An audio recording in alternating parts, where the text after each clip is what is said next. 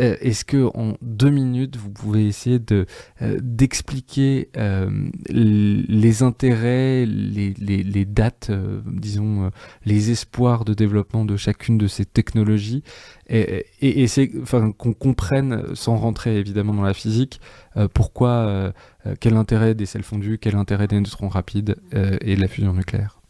Alors, les neutrons rapides, j'utilise beaucoup mieux ma matière nucléaire, mon combustible, mon uranium. Au lieu d'utiliser que le 0,7%, j'utilise tout le reste. Et là, je fais ce qu'on appelle le nucléaire durable. Ça veut dire que je fais attention à mes matières premières, je n'ai plus besoin des mines, parce que, par exemple, en France, on a plus de 350 000 tonnes d'uranium 238, appauvri, qui est en stock un peu partout sur les territoires et qui permettrait de faire du neutron rapide.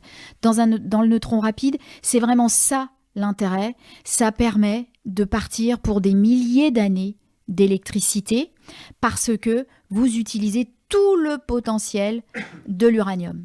Ça, c'est vraiment son enjeu capital. Nous étions les leaders il y a 20 ans. Nous avons construit Phénix, Super Phénix, Rhapsody avant, mais surtout Phénix et Super Phénix. Donc des centrales test, entre guillemets. Test, absolument, des prototypes qui sont allés jusqu'à être reliés au réseau et produire de l'électricité pour Super Phénix. Et donc, du coup, vous pouvez vous imaginer qu'en France, on a quand même encore des compétences, bien que beaucoup soient partis maintenant en retraite quand même. On a encore sur le territoire de belles compétences. Donc ça, c'est un atout finalement pour la France. Donc je crois qu'il faut absolument repartir très très vite aujourd'hui sur les neutrons rapides. En un mot, pareil, pourquoi l'avoir abandonné ?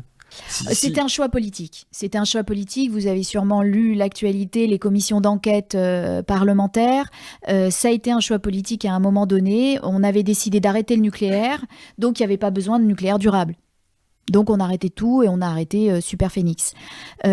Si on veut une énergie abondante à un coût intéressant sur des milliers d'années, vous n'avez pas le choix, il faut passer au nucléaire durable parce que bien que nous ayons encore des réserves sur la planète en uranium 235, si vous voyez une multiplication par 2 ou même à rester à production constante au niveau mondial, vous avez à peu près 100 ans de réserve.